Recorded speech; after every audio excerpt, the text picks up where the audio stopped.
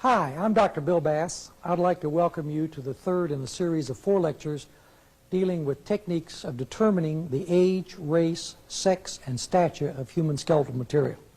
This is the third in the series of lectures, and we're going to cover today how you determine the race of a skeleton and also how you can calculate the stature of the individual. As we get started on talking about race, let me go back and summarize just a minute some of the things that we've discussed in the first 2 lectures. If you remember in the first lecture, we talked about how you determine the age of an individual. You can literally determine the age by looking at any part of the skeleton, determining or depending on how old that individual is. For example, as a child, we have the eruption of the teeth and the closure of the epiphyses. These are the maturity indicators or the growth processes of the body. Then, roughly at about age 20, the system begins to show a series of degenerative changes, or the skeleton begins to wear out. And we talked about such things as osteone counting, osteoarthritic lipping, and changes in the pubic symphysis. Now, when we talked about how you determine the sex of an individual or a skeleton, the best area to determine the sex is from the pelvis. Second best area is the skull. You can use the long bones, the bones of the arms or the legs. However, these are not as good as certainly the pelvis. Now, as we get into determining the race of a skeleton, the only area that you can use is the skull, and you not only have to have the skull, but you should also have the face. The face is that part of the skeleton that shows anatomical variations between the major races on the earth. Now, let's go over here and look at the 3 skulls that we have here that represent the 3 major racial groups that we want to talk about today. This skull here is the skull of a Negroid or black individual. This skull right here is the skull of an American Indian. American Indians are basically Mongoloid, the same as our Japanese and Chinese or individuals from Southeast Asia. And this partial skull over here is the skull of a Caucasoid or white individual. Now let's look at some of the criteria. Should you find a skull and you wonder whether that individual is a Negroid, a Mongoloid, or a Caucasoid individual, there are certain anatomical features that you can look at. Let's start with the Caucasoid skull right here, and let me pick this up and bring it over here where we can look at some of the features of that skull. Caucasoid individuals are noted for having a very pointed face, a face that comes to a point along the midline. You can point this out by taking your pencil and putting it across the nose of the skull like this, and so that you can see this a little bit better, let's put the skull down here and we'll lay the pencil across the nose of that individual. Now note that I can get my finger between the pencil and the cheekbone of this Caucasoid skull without ever touching the pencil. Now, either one or 2 things have happened here. Either the cheekbones have not come very far forward, or the nose or the skeleton along the midline has come far forward. And it's probably a combination of both of these. Now, if you have thought about this, if you have any friends who are Mongoloids, Japanese, Chinese, and so forth, you will note that they have a round moon-like face. One of the reasons for this is that Mongoloids are the only race of humanity that is cold adapted. They live in the Himalayas, they live in the Arctic Circle, in other words, the Eskimo, they live in the Andes of Peru, the American Indians. If you live in a cold environment, you do not want things sticking out from the body. how many of you have ever seen a giraffe in the Arctic Circle? Obviously, a giraffe is not built for cold weather. He'd freeze his neck off in a situation like that. Individuals that live in a cold environment are usually round and roly-poly and don't have much sticking out from the body. Now let's go and take a look at a Mongoloid skull and show you the difference here. We'll take the Mongoloid skull and we'll put the pencil in the same place and we turn the skull around so it's in the same position that you looked at in the other, and you can get an idea of what we're talking about. If you find a skeleton, you wonder again whether it's Caucasoid or Mongoloid, take your pencil and lay it across the nose of the individual like that. Try to insert your finger between the cheekbone and the pencil. Note that in this case, I cannot do that, and I will knock the pencil off of the skull if I go any further. What we're saying is that either in Mongoloids the cheekbones have come very far forward, or the nose has not come very far forward, and it is probably a combination of both of these.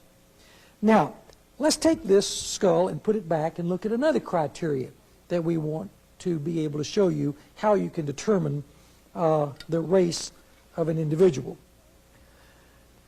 All of you who are looking at this, if you're Caucasoids, can take your pencil and you can touch the base of your nose and your chin at the same time.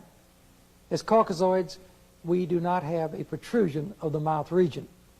To show you that you can do this on the skull, note that I can touch the nose and the chin of this Caucasoid individual without any difficulty. In other words, what we're saying is that in the mouth region, Caucasoids have a very flat mouth region. Now, contrast to this are Negroid individuals, and let's put this skull down and pick up the Negroid skull and show you the difference there. Most of you know that Negroid individuals have thick lips. They not only have thick lips, but they have a bony protrusion that tends to protrude these already thick lips, such that if I touch the nose of that individual, that Negroid individual, note where my pencil comes in relationship to the chin, or if I touch the chin, note where my pen comes in relationship to the nose.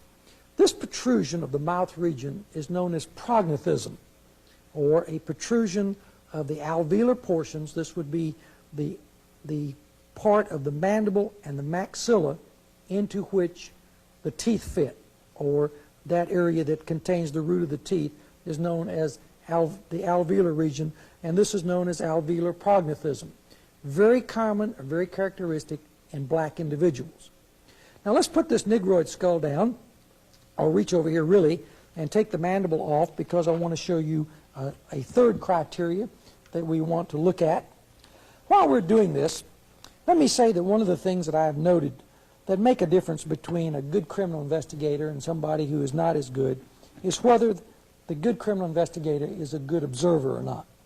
A good criminal investigator are those individuals who see differences in the things of nature that they look at.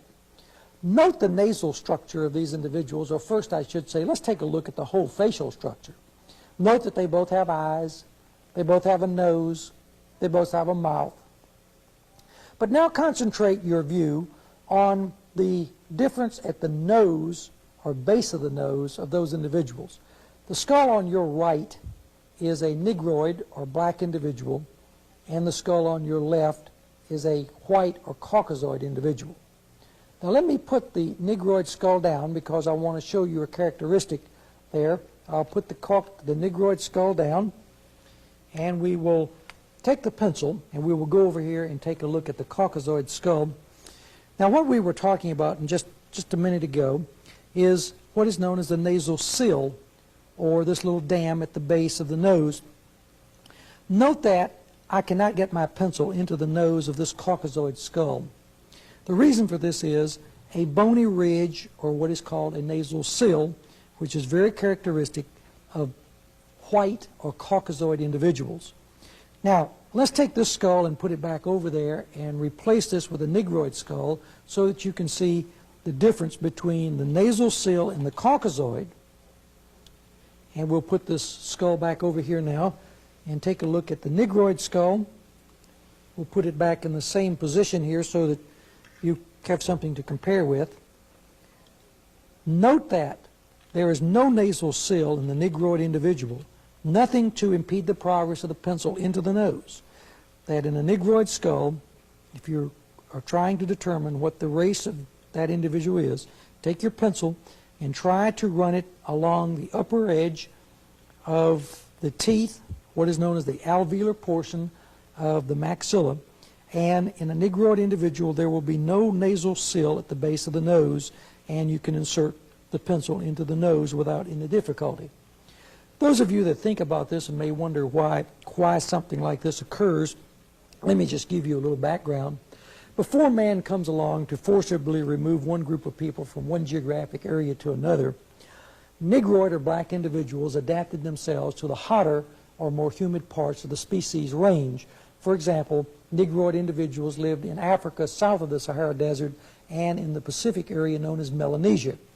Now, if you are going to adapt to a hot environment, physiologically, what you want to do is to be able to exchange as much air from inside the body to outside as possible. In a situation like this, then, you do not want obstructions in the nasal passage, and this characteristic of no nasal sill is an example of climatic adaptation, the adaptation of a group of individuals to a hot environment in which what you really do not want is an obstruction in the nasal passage. Now let's put this down and go back again to the Caucasoid skull so that you can see what happens to the Caucasoid ancestors who adapted themselves to the colder parts of the species range. And in a colder area, you do not want to breathe in the air that is too cold.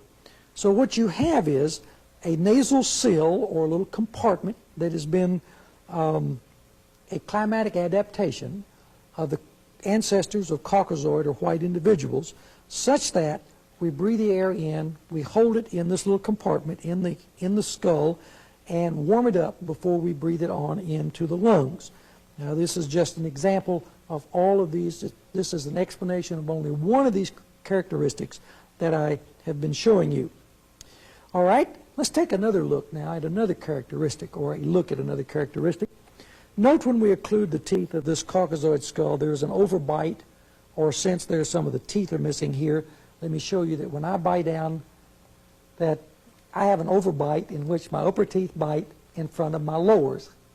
You can see there, this is a very common characteristic of most of us who have an overbite. Now, let's put this skull down and look at one of the Mongoloid skull, or look again at the Mongoloid skull. And one of the common characteristics of American Indians are that you have an edge-to-edge bite. This is where you have to be careful you don't drop something here when you're dealing with something like this. And by the way, you need to be careful in your investigation of cranial material, because skeletons are fragile and they will break, and if you drop them, then you've got a lot more pieces than what you started with. Note in this Mongoloid skull, this American Indian, that you have an edge-to-edge bite in the incisor region. Instead of having an overbite like you would have in Caucasoid or Negroids, American Indians have an edge-to-edge bite in the incisor region. If you find a skull and you look at the anterior teeth, these are the teeth which are the incisor teeth, if you have wear on the occlusal surface, you can almost bet that you have an American Indian. What you have there is the edge-to-edge bite of the wear between the lower incisors and the upper incisors in that area right here. And this is a common characteristic among American Indians. Now let me caution you that when you find a skull, in most cases the anterior dentition will be missing. The reason for this is that the anterior teeth, the incisors, the four incisors and the canine, but specifically the four incisors, may be missing because as the body decays, the tissue holding the teeth into the root socket will decay and that tooth will fall out. You want to be very careful when you uncover skeletal material that you don't lose any of the front teeth. Or if you find a body in advanced state of decay and you go out there, it's not a very pleasant experience, not a very appetizing place to be, and many times you want to get the bones out and get away as quick as you can because of the smell. But be very careful that you look for the anterior teeth, because these are important in identification. They're important in determining the race of an individual. They're also important in determining a positive identification if all that exists of that individual are color photographs or black and white photographs of the individual smiling. Teeth have individual characteristics, and occasionally you can match these characteristics up from a skull with a photograph of the individual. All right, let's put the skull down now and talk about one other characteristic. Let me reach over here and get a tooth. We were talking about incisor teeth, and you all didn't know this from the lectures that we've had so far, but I excavated one summer in Texas, and this is the tooth of an Indian from Texas, if you wonder whether they have big teeth out there. In actuality, I taught my introductory course called Human Origins 3 times on television, and this was one of the props that we used in there. But it's a good prop to show another genetic characteristic that occurs in Mongoloid individuals. This would be American Indians, Japanese, Chinese individuals from Southeast Asia. And this is what is known as a shovel-shaped incisor. What we're looking at is the upper central incisor tooth, be like that, and this would be the gum, or this would be the cheek right here. And you're looking, in this case, at these 2 ridges on the edge of the tooth here. This has been termed a shovel-shaped incisor because of the ridges which occur on both sides of this tooth. And if you take the tooth out and hold it like you're looking at it there, it looks like an old scoop shovel, with this being the part of the shovel and these being the sides of the teeth. Now, shovel-shaped incisors are very common in Mongoloid individuals. So if you find a skull that has an edge-to-edge bite and shovel-shaped incisors, these are the ones that are in the front, the central, and also it can occur in the lateral incisors, then you can bet that you have a Mongoloid individual. This is a very common characteristic among those individuals, among Mongoloids, and is seldom seen among is seldom seen among Caucasoids or Negroid individuals. All right, let me put this back now and talk about one other thing that I'm sure people are going to have questions concerning. Remember when we started, we said that we wanted to look at something in this partial skull. One of the questions that people often ask when you're lecturing about the race of an individual is, are there differences in the thickness of the skull? What they're asking is, essentially, do some races have thicker skulls than do others? Well, the answer to this is no, not really. Now, this is complicated because if you put the skull down like this, you can see that there are variations in the thickness. For example, the skull is very thin right there, and it becomes very thick right here. If you were not scientific and you wanted to show that some individuals have thicker skulls than others, you could measure some individuals, particularly blacks, for example, have been said that they have thicker skulls than do other races. But anatomically and statistically, this is not true. The thickness of the skull varies throughout the context or contour of the skull. If you measure in the same anatomical landmark in every skull, you will find that no race is statistically thicker than is any other race.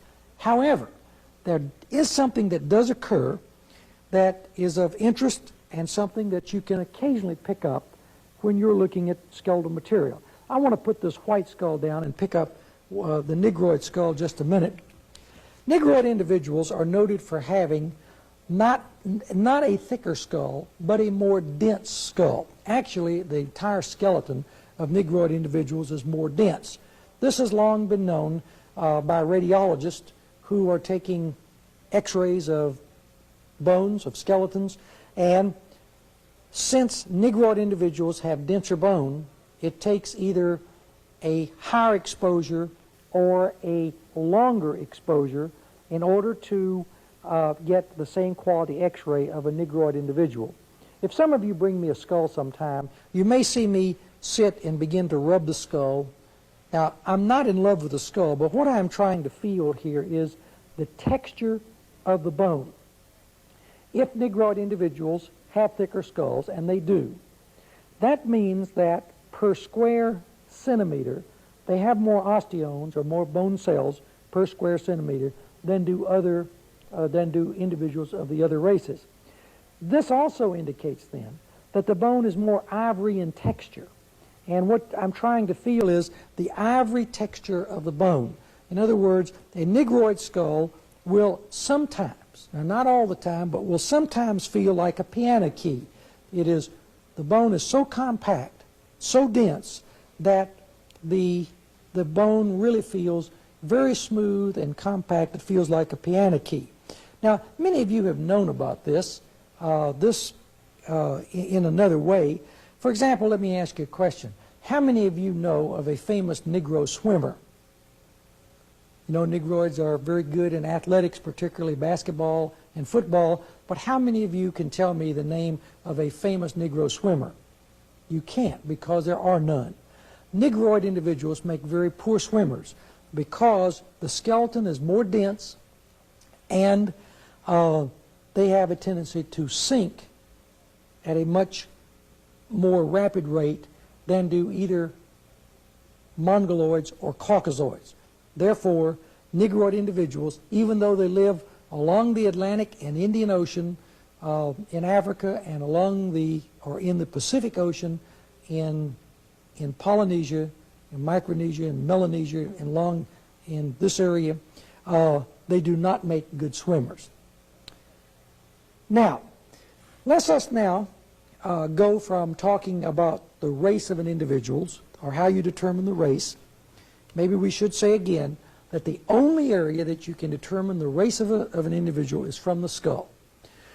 There has been in the past some literature, for those of you that know the anthropological literature, stating that you may be able to determine the race of an individual from the anterior-posterior curvature of the femur. If I put the femur on the table like this, you can see that there is a curvature in this bone. However, the information dealing with the curvature of the femur is not such that you can really tell the race of the individual. The work that has been done has been on too small a samples. The samples, by the way, have never compared right and left sides. They have never compared the difference between males and females, and they have never compared the difference between young adults or subadults and adult individuals. So this may be an area in which racial differences do exist, and it's certainly an area that I encourage my students to work on doing master's thesis and doctoral dissertations to see if there are areas. But right now, for our purposes, dealing with the identification of human skeletal material, I would say that the only area that we can tell the race of an individual is from the skull. Using the femur, though, the next thing we want to begin to talk about is determining the stature of an individual. How tall is that individual? Again, one of the questions that the law enforcement agents often ask when you go out to look at a skeleton, can you tell me how tall that individual is? Yes, we can tell you how tall that individual is, but let me caution you, as a law enforcement officer or as an anthropologist, if you're looking at this series of lectures, that what we are calculating is biological stature. This is the relationship, or the proportion, we should say, of the length of the long bones to the entire stature of the body. You will find that when we, as anthropologists, give you stature, that in many cases, if we have identified the individual, the stature we give you will be less than the stature that is recorded. This has been discussed in the literature, and I think is true for a number of reasons. The major reason is, though, that we tend to overestimate our stature. For some reason, individuals who are taller appear maybe a little more macho than other people, and therefore we tend to say that our stature is greater than what it actually is. Also, if any of you work in a law enforcement agency, you will know that when you take a mugshot of an individual, stand him in front of the camera with a slide in the back, a chart in the back on how tall the individual is, you never take their shoes off. So what you're doing is, in your mugshots and in the information that occurs in police files on an individual, you're giving that individual's stature with their shoes on. And what we're giving you is the biological stature without the shoes. Now, if you wonder what the stature of an individual is, you can take any of the long bones of the body. This is a femur, the bone in the upper leg, and it is better, by the way, to base stature on the legs than it is on the arms, although you can use the humerus or the radius ulna, either one of those, or you can use the two bones on the lower leg, the tibia and the fibula. But let's take this now and put it on what we call an osteometric board. An osteometric board is simply nothing more than a measuring device to measure the length of a bone, and we'll take this over and put it in the osteometric board right here, and you will see that the osteometric board is simply nothing more than a board with a stable end right here and a movable end here. And what you want to do is to take the bone which you have and insert it into the osteometric board like this, and you want to swing the bone around so that you get the maximum length of the bone. Then what you do is you read the maximum length off of the scale, which is mounted on the base of the osteometric board, and from this maximum length of the femur you can calculate the stature using formulas which we have for all of the races and which will be included in the literature that you have dealing with this course. Again, remember that what we're doing when we calculate the stature is giving you the biological stature of the individual. This is the anatomical stature and is of that individual without shoes, and most of the data which you will have will be of individuals who have had their measurements taken with their shoes on if it's been in the police department. Okay, with that, let's close this segment, and thank you very much for being with us again. The next and the last segment we're going to deal with is going to be on investigation of fires and what happens to a body when it burns to death in a fire. Thank you again. We look forward to seeing you next time.